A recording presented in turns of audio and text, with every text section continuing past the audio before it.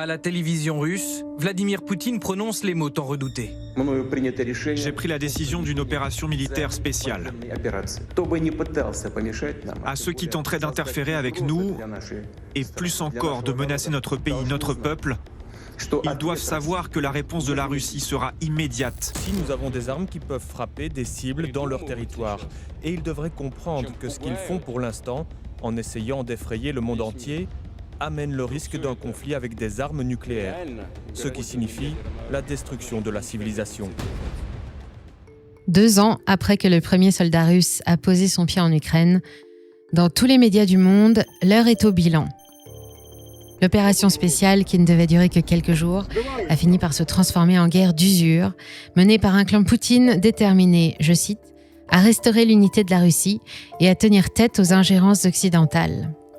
Toujours pas de porte de sortie au moment où je vous parle. Cette guerre ne se joue pas seulement sur le terrain, on en parlait ici même l'année dernière dans cette vidéo, elle se dévoile aussi devant les caméras de la planète entière et autour des tables du Conseil de sécurité de l'ONU, du G7 ou de l'Union européenne. Jusqu'à maintenant, l'Ukraine a bénéficié d'un soutien massif de la part des puissances occidentales, en particulier d'Europe, qui observe cette guerre à ses portes avec angoisse. La priorité, c'est de faire en sorte que l'Ukraine ne devienne pas russe. Or, dans la situation actuelle, parce que l'Ukraine qui deviendrait russe, ça serait vraiment une victoire totale de la Russie. Et moi, je ne pense pas que la Russie va sauter sur l'Europe dans les mois qui viennent, mais néanmoins, ça ferait une menace dont on n'a pas besoin. Il n'y aura aucun résultat. C'est pourquoi la fourniture de missiles est une erreur. Et il n'y a rien de bon pour l'Ukraine dans ce sens non plus. Cela ne fait que prolonger l'agonie. Tout a été évoqué ce soir, de manière très libre et directe. Il n'y a pas de consensus aujourd'hui pour envoyer de manière officielle, assumée et endosser des troupes au sol. Mais en dynamique, rien ne doit être exclu. Nous ferons tout ce qu'il faut pour que la Russie ne puisse pas gagner cette guerre. Aider l'Ukraine, oui. Mais on ne se lance pas comme ça contre une puissance nucléaire et encore moins quand c'est la Russie. Ответ-то встречный, как обычно, ответ-то встречный. Сидим, ждем. Сейчас упреждающий. Вот Макрон поставляет танки, а я бы упреждающим долбанул. Вот и я про то же. Да и все. Selon le dernier classement Global Firepower, avec 1 350 000 soldats réguliers, 4 255 avions, 161 000 véhicules, 781 navires dont 65 sous-marins, la Russie est à la tête de la deuxième armée du monde. Son budget de défense est loin derrière celui des États-Unis, mais au grand désarroi de la coalition alliée autour de l'Ukraine, le pays est loin d'être seul et il bénéficie du soutien d'alliés puissants comme la Chine, guerriers comme l'Iran ou imprévisibles comme la Corée du Nord. Quand une déclaration de guerre se trouve être une décision aussi délicate, on fait autrement. Et la solution, c'est notre ministre des Finances et écrivain de romans coquins à succès qui en parle le mieux, Bruno Le Maire. Nous allons donc provoquer l'effondrement de l'économie russe. Depuis, rien ne s'est passé comme prévu. Après pas moins de 13 salves de sanctions internationales, la Russie ne s'est ni effondrée ni retirée. Bien au contraire. Les rapports de force basculent en sa faveur au moment où l'armée ukrainienne perd du terrain, que les armes et les vivres commencent à manquer cruellement ou que les États-Unis limitent leur aide. Négociée depuis des mois, l'enveloppe de 60 milliards de dollars destinée à Kiev en échange d'une réforme de la politique migratoire américaine, sujet brûlant de la campagne électorale en cours, est bloquée par les républicains au Congrès.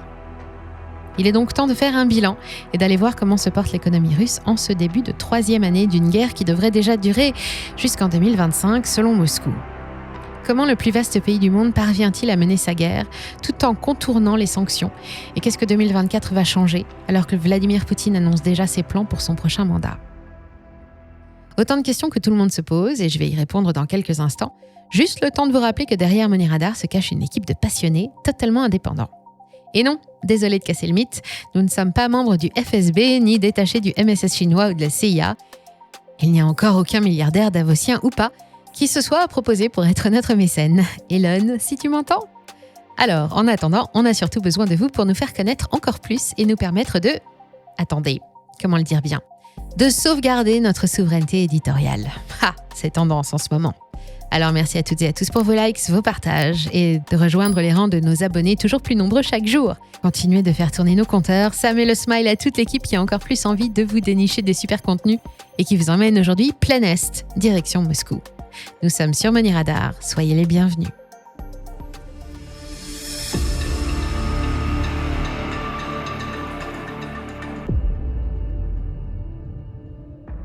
Depuis l'Europe jusqu'aux États-Unis, un sentiment d'hystérie grandit en réaction à chaque menace rhétorique des discours soviétiques.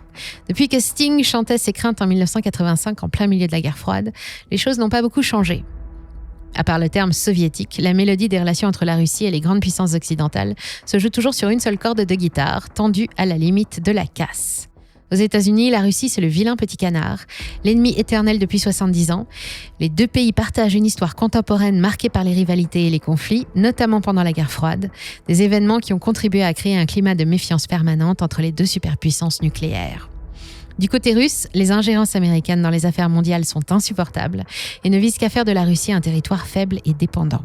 Avec l'Europe, en revanche, l'histoire remonte à loin et mis à part les ambitions de Napoléon et la guerre de Crimée en 1856, tout se passait plutôt bien.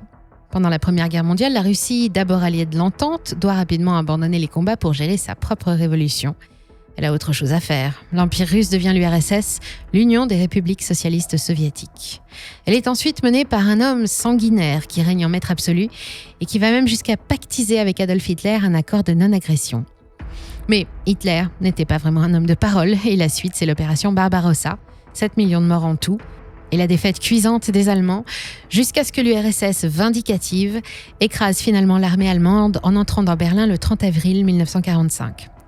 Après la victoire, ses relations avec ses anciens alliés se dégradent rapidement, jusqu'à la chute du mur de Berlin en 1989, puis celle de l'URSS. S'en est alors suivie une période de paix et de coopération, durant laquelle les relations avec l'Europe de l'Ouest et avec l'Amérique se sont enfin apaisées. Les accords se sont multipliés, la Russie est entrée au G8, c'est devenu un partenaire commercial majeur et une destination touristique originale, pendant que la Tour Eiffel et les boutiques des Champs-Élysées étaient envahies par de nouvelles clientes élégantes venues des grands froids de l'Est.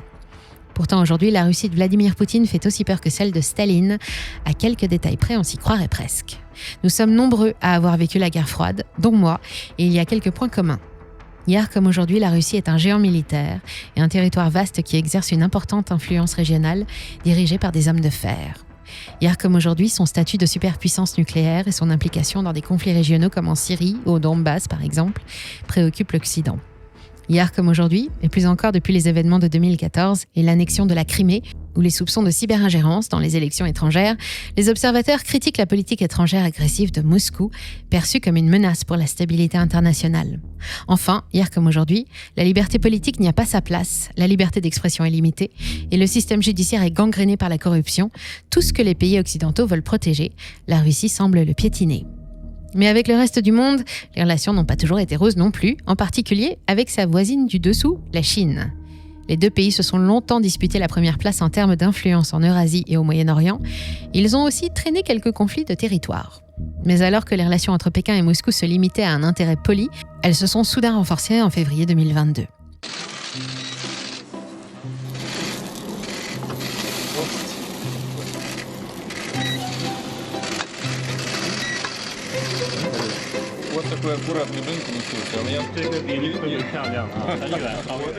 Dès que le monde apprend l'existence de l'opération spéciale russe en Ukraine, les sanctions tombent immédiates. L'objectif est d'isoler la Russie financièrement et d'affaiblir son économie, à défaut d'une intervention armée qui déclencherait l'apocalypse. La planète se fracture alors en 3 camps, ceux qui condamnent l'opération russe et appliquent les sanctions, ceux qui ne souhaitent pas prendre parti et se réservent le droit de réfléchir encore un peu, et les autres qui refusent de participer et qui se rapprochent de Moscou. Les avoirs russes en devises sont gelés, les banques russes exclues du système de virements internationaux SWIFT, le prix du pétrole russe est plafonné, les produits russes sont surtaxés à l'export, certains sont même interdits. Les multinationales étrangères sont priées de quitter le sol russe et plient bagages vers d'autres cieux, les investissements sont contrôlés quand ils ne sont pas tout simplement bloqués, et l'Europe va s'approvisionner ailleurs, en gaz et en uranium. Pendant ce temps, les pays de l'OTAN apportent une aide logistique, humanitaire et financière à l'Ukraine pour lui permettre de tenir tête aux velléités de Moscou. En tout, près de 200 milliards d'euros ont été dépensés depuis le début de la guerre. C'est 100% du PIB de l'Ukraine de 2021. Mais malgré ça, la Russie grignote du terrain inexorablement. Et malgré un nouveau prêt de 50 milliards d'euros annoncé par l'Union européenne, les fonds commencent à manquer et les choses pourraient empirer. Aux États-Unis, les montants délirants versés à Kiev commencent à faire jaser. Alors que le budget 2024 en déficit, quelle surprise, va porter la dette fédérale vers de nouveaux records historiques, l'aide est contestée par les républicains rangés derrière Donald Trump en pleine campagne électorale et qui s'opposent à une guerre contre la Russie. Les 60 milliards de dollars d'aide prévus sont suspendus et Kiev s'inquiète. Sans cet argent, le pays ne pourra pas tenir. L'Ukraine deviendra russe et toute intervention armée pour empêcher Moscou de boucler son projet déclenchera une guerre nucléaire. Ce n'est pas moi qui le dis, c'est lui. Et ils doivent comprendre que parce qu'ils sont en train de faire, c'est-à-dire tenter d'effrayer le monde entier, ils risquent un conflit nucléaire, ce qui signifierait la fin de la civilisation. Il n'y a donc pas beaucoup de moyens de pression, et la seule chance qui reste à l'Ukraine, c'est l'efficacité des sanctions. Alors, 2 ans après, qu'est-ce que ça donne ? Eh bien, en toute franchise, pas grand-chose, et même pire, l'économie russe s'emballe. Oh, bien sûr, il y a eu une période d'inertie pendant laquelle les portes se sont fermées, qui a fait plonger la Russie dans la récession fin 2022. Mais après avoir reculé de 2,1% cette année-là, la croissance russe termine entre plus 3 et plus 3,5%, selon les premières estimations l'année dernière, alors qu'on attendait un recul de 0,8%. Et comme si ça ne suffisait pas, le FMI vient de revoir ses prévisions de croissance pour 2024 en les passant de 1,1% à 2,6%. Une telle résistance face à une levée massive de boucliers sur toute la planète, comment est-ce possible ? C'est que l'ours russe, fort et imprévisible, peut compter sur plusieurs atouts, à commencer par sa population, 143 millions d'habitants éduqués dans le respect des valeurs et de l'histoire de leur pays et animés d'un fort sentiment patriotique. Malgré la fatigue, la population continue de soutenir la politique étrangère de son président. Et heureusement, depuis le début de la guerre, et malgré l'inflation et la chute du rouble, la consommation intérieure reste soutenue. Les salaires ont augmenté de 13,3% net d'inflation en 1 an, et 4 à 5 millions de ménages perçoivent une aide de l'État, pendant que les industries de l'armement embauchent à tour de bras et s'appuient sur un pétrole stable pour augmenter les capacités de production. À elle seule, elle représente 35 à 50% de la croissance de l'année dernière, selon les estimations, et plus la guerre va durer, plus elles vont tourner. Pour limiter les exportations russes, et donc les rentrées d'argent, la coalition occidentale a décidé de plafonner les prix du pétrole russe à $60 le baril depuis décembre 2022. Le pétrole, c'est 53% des recettes du budget fédéral. Quand on sait ça, on comprend pourquoi.